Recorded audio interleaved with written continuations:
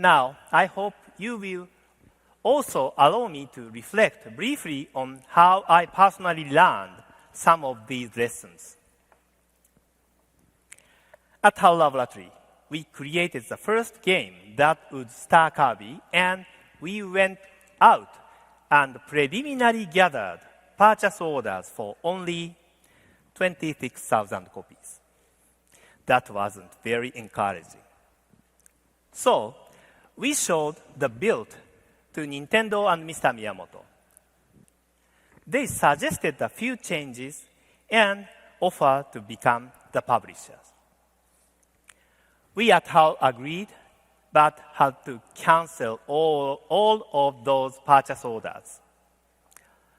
Although it was an action title, it was designed so that almost any player could finish it with a little patience.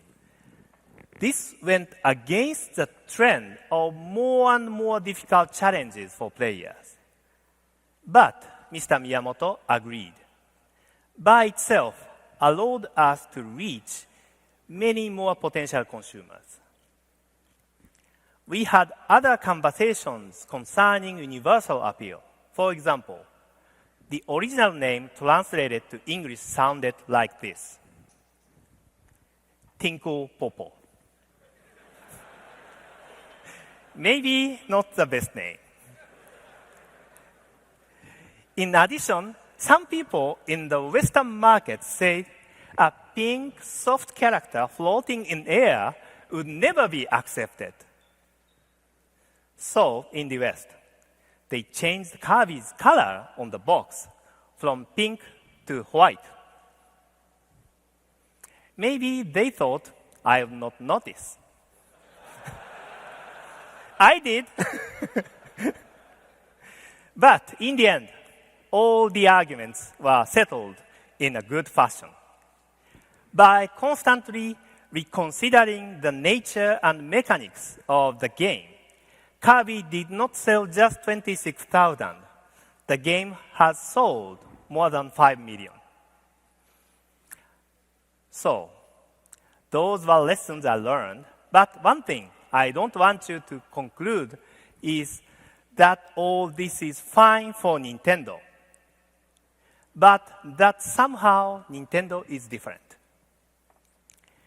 Reflecting on my entire career, from college student to corporate president, I can tell you this: in all the important ways, the process of game development is the same for everyone.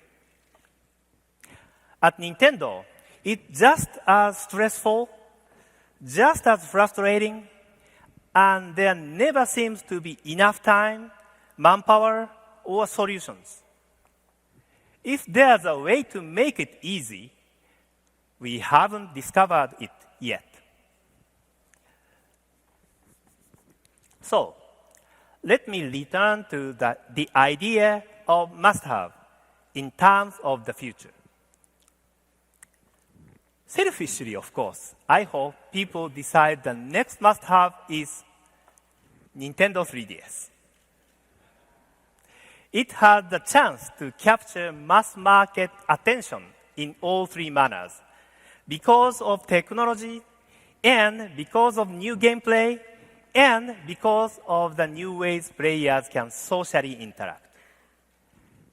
We also believe it can achieve universal appeal and the power to attract even more new gamers. Every system will contain certain pre-installed software that will include AR games, face raiders, and the Mii Maker. We selected these for a reason. They are designed to compel social interaction. It will make people want to say to their friends, "Hey, you've got to see this." Other applications will make owners want to carry their Nintendo 3DS systems around with them, just to find out what new Miis or game elements have been passively transferred to them. Owners won't just go intentionally to a network for a specific purpose. Sometimes the network will find them. In fact, at Nintendo in Japan, some employees have started leaving their workstation for no reason, wandering around different floors with their Nintendo 3DS just to take part in such data transfer. Normally, I would write an internal memo to employees warning against this. But the truth is, I am the one of the people doing it. I must admit that in the overall area of wireless communication and digital downloads, Nintendo can do better.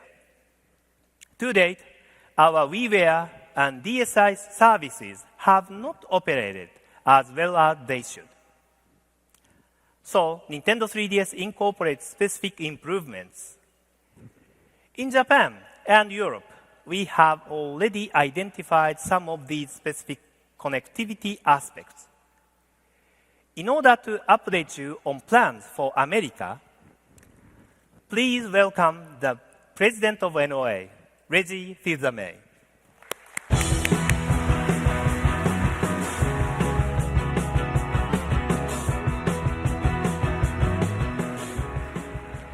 Thank you, Mr. Iwata, and good morning, everyone. Let me underscore what Mr. Iwata just said. The primary function of Nintendo 3DS is to play games. Yes, the 3D display is distinctive. Yes, the range of connectivity is distinctive. And the content that can be captured, downloaded, and displayed all in 3D is something you won't find anywhere else. But make no mistake, the system exists to play games. Games created by Nintendo and games created by you. What we're providing consumers are varied entertainments that will help build the total installed base. Systems capable of playing all of our games. Let me talk briefly about those other attractions Mr. Iwata mentioned from an American perspective. And to do that, I would ask you to consider two words: content and location. To begin, all content on Nintendo 3DS is going to look like no Nintendo handheld before, even if you're watching in 2D. You'll notice that the second that you turn it on.